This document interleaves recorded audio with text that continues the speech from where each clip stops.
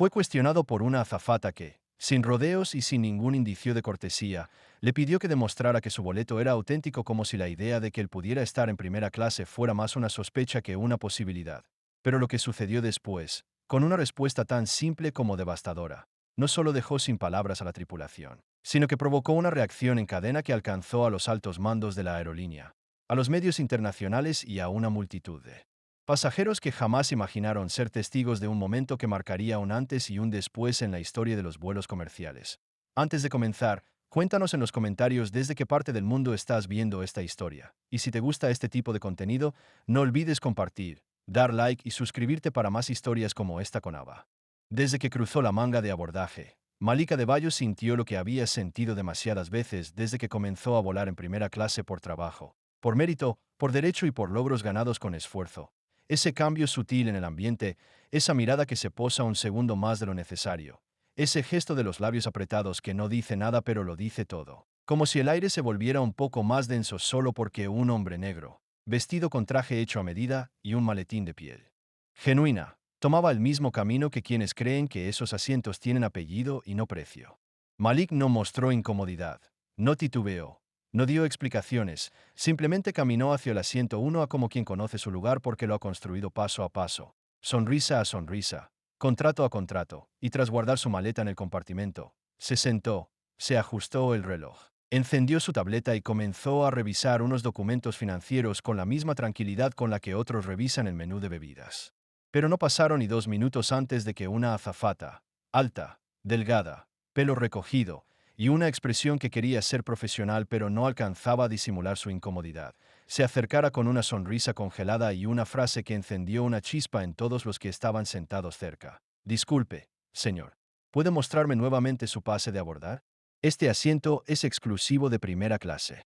Malik levantó la vista, no sorprendido, no ofendido, sino simplemente resignado ante lo predecible de la escena, y sin decir palabra, sacó el pase de su bolsillo interior y se lo tendió con una precisión casi coreográfica, mientras los pasajeros más cercanos se inclinaban disimuladamente, no para defenderlo ni para ayudar, sino para observar el desarrollo del espectáculo silencioso del prejuicio. La azafata tomó el pase con dedos tensos, lo escaneó con la vista como si buscara un error tipográfico, un número alterado, un símbolo que le diera razón, y al no encontrarlo, frunció el ceño con disimulo y lanzó la pregunta que detonaría todo lo que vendría después. ¿Podría decirme cómo obtuvo este boleto? Y fue ahí, en ese segundo exacto, cuando Malik levantó la vista, respiró hondo, sonrió con calma y dijo algo que no solo detuvo a la azafata en seco, sino que dejó a toda la cabina flotando en un silencio que ni los motores encendidos pudieron disimular. Malik no respondió de inmediato, no porque no supiera qué decir, porque lo sabía desde antes de abordar, desde mucho antes de que ella siquiera pensara en cuestionarlo, sino porque estaba eligiendo con cuidado las palabras que no solo responderían a la azafata, sino que también romperían el aire cargado de suposiciones que flotaba en esa cabina como una segunda atmósfera invisible pero asfixiante. Así que, tras una pausa breve y deliberada, levantó la mirada con una serenidad que no se aprendía en ningún entrenamiento, y dijo con una voz tan calmada que fue más poderosa que cualquier grito: lo obtuve de la misma manera en que usted obtuvo este uniforme, trabajando duro, cumpliendo reglas, y sin pedirle permiso a nadie para existir en el lugar donde tengo derecho a estar. La frase golpeó en silencio, sin necesidad de ser subida de tono, y durante unos segundos que parecieron eternos, la azafata no supo qué hacer con sus manos, ni con el pase de abordar que aún sostenía, ni con las miradas que ahora sí se sentían como cuchillos en su espalda, porque algunos pasajeros se habían dado cuenta de que algo no estaba bien desde el principio, pero no se habían atrevido a intervenir, y ahora, expuestos al momento, se limitaban a observar con una mezcla de incomodidad, vergüenza y, en unos pocos, admiración contenida. Uno de esos pasajeros, un hombre de unos 50 años con lentes delgados y un portátil aún encendido sobre la bandeja, dejó de teclear, se quitó los auriculares y murmuró en voz lo suficientemente alta como para que los 3 asientos más cercanos lo oyeran. Bueno, eso sí fue una respuesta. La azafata, por su parte, intentó recomponerse, pero su expresión ya no era la misma, porque aunque aún tenía la autoridad, había perdido la legitimidad, y eso, en una cabina llena de testigos, es más difícil de recuperar que una maleta perdida en tránsito internacional. Así que devolvió el pase de abordar con un gesto que parecía una mezcla de disculpa no pronunciada y orgullo herido, y se alejó sin decir una palabra más. Pero lo que ninguno de ellos, ni la tripulación, ni los pasajeros, ni el propio Malik, sabía, era que una joven que viajaba en la fila 3, al otro lado del pasillo, había grabado el intercambio completo con su teléfono, no por morbo ni por deseo de escándalo, sino porque algo en la voz de Malik la había conmovido, y porque, como le explicaría después a sus miles de seguidores, ese tipo de verdad no se escucha todos los días, y cuando pasa, merece ser compartida. En menos de una hora, ese vídeo cruzaría océanos digitales. Y en menos de un día, cambiaría cosas que llevaban años esperando un impulso. Pero por ahora, el avión seguía en tierra, y el cielo aún no sabía lo que estaba a punto de presenciar. Mientras el resto de los pasajeros continuaban acomodándose, abrochando cinturones y apagando sus dispositivos como si nada hubiera ocurrido, el ambiente de la cabina de primera clase había mutado en algo más espeso, algo que ya no se podía ignorar ni fingir que no existía, porque aunque no se había dicho nada más, la tensión que había dejado el enfrentamiento entre la azafata y Malik flotaba como una nube densa que se colaba en cada rincón del avión. Y todos los presentes sabían, aunque no lo admitieran, que el vuelo no despegaría de la misma manera. Malik, por su parte, se reclinó apenas en su asiento, cerró su tableta y entrelazó las manos sobre el regazo como si estuviera preparado para lo que fuera, como si en lugar de esperar un servicio de bebidas estuviera aguardando el siguiente movimiento de una partida de ajedrez en la que ya había hecho su jugada más elegante. Y la había hecho sin necesidad de mover más que una frase. A unos metros de allí, en la galey delantera, la azafata, que se llamaba Clara, y que hasta ese momento era reconocida por su eficiencia casi militar en vuelos transatlánticos, hablaba en voz baja por el intercomunicador con la jefa de cabina, intentando explicarse, justificarse, recalibrar su versión de los hechos antes de que escalara más allá de sus manos. Pero algo en su tono había cambiado. No era solo preocupación por su reputación o por haber perdido autoridad. Era un leve temblor en la voz que solo aparece cuando uno comprende, aunque sea tarde, que lo que pensaba era un procedimiento rutinario. Fue, en realidad, un acto de prejuicio tan evidente que ni ella misma podía disfrazarlo. En ese mismo instante, en tierra, y sin que ella lo supiera, el vídeo ya comenzaba a circular. La joven que lo había grabado, Lucía, estudiante de Derecho de Intercambio en la Universidad de Ámsterdam, lo había subido con un texto que decía: «Lo que acaba de pasar en mi vuelo me dejó temblando. Primera clase. Un hombre negro. Un cuestionamiento innecesario. Y una respuesta que debería estudiarse en todas las facultades del mundo. Escuchen». Y la gente escuchó. En 15 minutos, el vídeo ya tenía 5.000 compartidos. En 30, se había colado en los timelines de varios empleados de la propia aerolínea. En 45, el gerente de operaciones de vuelo, que estaba a punto de autorizar el despegue desde Torre, recibió una llamada que lo obligó a frenar todo. La voz al otro lado no fue alarmista, pero sí tajante. El vuelo 304 a Ámsterdam no debe despegar hasta que se revise el incidente ocurrido en cabina. El pasajero Malik Adebayo. Hay testigos, hay imágenes, y hay implicaciones que podrían costar millones si esto no se maneja correctamente.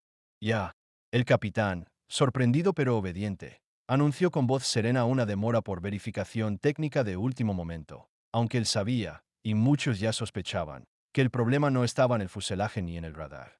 Estaba en el alma del vuelo. Y Malik, aún sin moverse, seguía allí, como si lo supiera. Porque había despegues que ocurren mucho antes de que el avión deje el suelo. Y este era uno de ellos. Mientras el avión seguía varado en la pista con los motores encendidos pero el permiso de despegue en pausa, el silencio incómodo que se había instalado en la cabina ya no era solo una sensación, sino una presencia viva, una tensión acumulada que se arrastraba por los pasillos, entre maletas y bandejas, entre murmullos que no querían ser escuchados pero se repetían de boca en boca como verdades que hasta los más indiferentes no podían ignorar. Y en el corazón de todo ese rumor silencioso, Malik seguía sentado con la calma absoluta de quien ha aprendido, a fuerza de repetición, que la dignidad no necesita defensa cuando se sostiene sola. Clara, la azafata que había provocado el incidente, intentaba mantener el control sobre sus gestos, sobre su rostro, sobre la coreografía aprendida durante años de servicio, pero algo en su expresión ya no era el mismo, porque sabía que su error había cruzado la línea invisible que separa el prejuicio privado del escándalo público. Y lo que más le dolía no era haber sido grabada, sino haberse escuchado a sí misma sin la protección del hábito. La jefa de cabina, que hasta entonces había mantenido una distancia neutral y profesional, recibió un mensaje en su intercomunicador que cambió por completo su postura. Debía solicitar que el pasajero Malik Adebayo se reuniera, antes del despegue, con un representante de atención al cliente senior de la aerolínea que ya estaba en camino desde la terminal, acompañado por un mediador corporativo, y todo debía hacerse dentro de la aeronave, con un testigo presente y en el menor tiempo posible. La orden no era una sugerencia, era un acto de contención, una especie de juicio relámpago en pleno vuelo, antes de que el daño se multiplicara. 5 minutos después, dos empleados de traje, con credenciales colgando y portapapeles de cuero, abordaron el avión con un protocolo inédito. Pidieron permiso, caminaron con respeto hasta el asiento 1A y se presentaron ante Malik no con superioridad, ni con disculpas vacías, sino con esa torpeza educada de quien sabe que está tratando con alguien a quien ya no se puede ignorar. Señora de Bayo, dijo uno de ellos, sabemos que lo que ocurrió no fue parte del protocolo, y queremos entender exactamente cómo sucedió, cómo lo vivió usted, y cómo podemos corregirlo, no solo por usted, sino porque este vuelo ya no es uno más. Malik los escuchó en silencio, asintió una vez, se levantó con elegancia, y caminó con ellos hacia la parte delantera del avión, sin necesidad de mirar atrás para saber que todos lo seguían con los ojos, no como a un problema, sino como a un símbolo. Se reunieron brevemente en un espacio improvisado junto a la cabina del piloto, y mientras uno de los representantes intentaba anotar cada palabra que decía, Malik no elevó la voz ni una sola vez. Pero lo que dijo quedó flotando en ese pasillo como una lección que dolía por lo sencilla. No quiero una disculpa vacía. Quiero que el próximo pasajero negro que se siente en primera clase no tenga que demostrar quién es. Quiero que el uniforme que ella lleva sepa mirar antes de sospechar. Y quiero saber si ustedes están dispuestos a cambiar algo, o si solo están aquí para que yo no los haga quedar mal en cámara. Los representantes no supieron qué decir al instante, pero sabían que no podían decir lo de siempre. Y fue justo en ese momento, mientras Malik regresaba a su asiento con la misma dignidad con la que había soportado el inicio de ese vuelo, que su teléfono vibró con una notificación nueva. Lucía, la estudiante que había subido el vídeo, lo había etiquetado en una publicación. 46.000 retweets, 12.000 comentarios y un mensaje anclado en la parte superior que decía: quizás no cambie el mundo, pero este hombre le movió las alas al cielo. El vuelo aún no despegaba, pero Malik ya había llegado a lo más alto. Mientras Malik regresaba a su asiento con pasos tan medidos como firmes, con el rostro sereno pero la mirada encendida por la certeza de que algo más grande que un incidente personal acababa de ponerse en marcha, la cabina de primera clase seguía siendo un escenario congelado, un espacio donde las palabras eran innecesarias porque el juicio ya había comenzado y todos, de algún modo, eran parte del jurado, y lo que se estaba juzgando no era a una azafata, ni a un pasajero, sino a un sistema entero sostenido por automatismos que nadie había tenido el valor de desafiar hasta que Malik lo hizo con una sola frase. En la parte trasera del avión, una azafata más joven, que había observado todo desde el inicio con una mezcla de angustia y admiración contenida, desvió la vista de su panel de control, tomó su teléfono y abrió Twitter por impulso, y al ver la publicación viral con el rostro de Malik congelado en pantalla, el mismo rostro que horas antes había visto inclinarse cortésmente para guardar su maleta, sintió, por primera vez en su carrera, que estaba siendo testigo no de un incidente laboral, sino de un momento histórico. En la sala de crisis de la aerolínea, ubicada a kilómetros del aeropuerto y oculta tras puertas que solo se abren con huellas digitales, una pantalla mostraba los primeros titulares que comenzaban a replicarse como ecos en distintos idiomas. Pasajero afrodescendiente cuestionado en primera clase responde con elegancia y desata debate global. Viral. Su respuesta redefinió el concepto de dignidad en el aire. ¿Qué tan verificable debe ser un cuerpo negro para viajar en paz? El director de comunicación interna, con ojeras marcadas y dedos apretando su café como si fuera un salvavidas, miraba al equipo de crisis y preguntó en voz alta, sin ironía, sin cinismo, con un miedo que no estaba acostumbrado a sentir: ¿tenemos alguna declaración oficial? ¿O seguimos llamándolo malentendido? Pero ya era demasiado tarde para los eufemismos. Demasiado tarde para notas de prensa ambiguas. Demasiado tarde para esconderse tras comunicados que nadie cree. Porque Malik no había pedido una compensación, ni un asiento mejor, ni un reconocimiento especial. Solo había dicho: no quiero una disculpa vacía. Y millones de personas ya estaban esperando ver si recibiría algo más. Mientras tanto, Clara, la azafata que lo había cuestionado, se encontraba en el galley, sola, sentada en una pequeña banqueta metálica con los codos apoyados sobre las rodillas y las manos entrelazadas sobre la frente, no llorando, no hablando, solo respirando hondo como alguien que por fin entiende la magnitud de sus actos, no por el castigo, sino por la verdad que ya no puede ignorar. Y en su bolsillo, Su teléfono vibró con un mensaje que no había esperado recibir. Era de su hermana menor, que trabajaba en una oficina bancaria en otra ciudad y que acababa de ver el vídeo en su descanso. Solo decía una línea. Clara, ¿fuiste tú? Ella no respondió. Solo cerró los ojos. Y por primera vez, deseó poder retroceder un minuto. No para evitar la escena, sino para hacerla bien. Pero el vuelo seguía en pausa. Y el momento aún no había terminado. Faltaba la decisión más difícil. Mientras el avión seguía detenido en tierra y el reloj comenzaba a incomodar incluso a los pasajeros más pacientes, en una sala remota del edificio administrativo principal de la aerolínea. Una reunión de emergencia se llevaba a cabo con la intensidad contenida de quienes saben que están parados al borde de un escándalo que no se resuelve con una sonrisa ni con millas de cortesía, y sentados frente a una pantalla dividida en 8 transmisiones, entre ellas el vídeo viral, estadísticas en tiempo real y un resumen del incidente redactado por los propios empleados a bordo. Los altos ejecutivos debatían no sobre si debían actuar, sino sobre cómo hacerlo sin parecer que lo hacían solo por obligación. El presidente de la compañía, un hombre que rara vez bajaba de sus oficinas en el piso más alto, tomó la palabra tras varios minutos de deliberación estéril, y con una voz que más que firme sonaba cansada, soltó una frase que dejó la sala en silencio.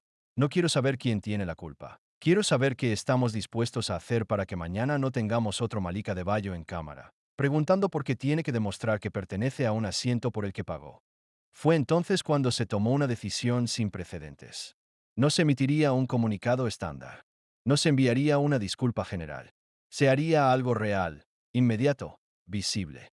El capitán del vuelo 304 recibiría una orden directa de la presidencia ejecutiva. Debía emitir un mensaje público por el intercomunicador, no desde la frialdad del manual, sino como acto de reconocimiento oficial del error cometido en cabina, y la aerolínea asumiría la responsabilidad de manera transparente, reconociendo a Malik Adebayo no como un cliente importante, sino como símbolo de un problema estructural que debía enfrentarse de frente.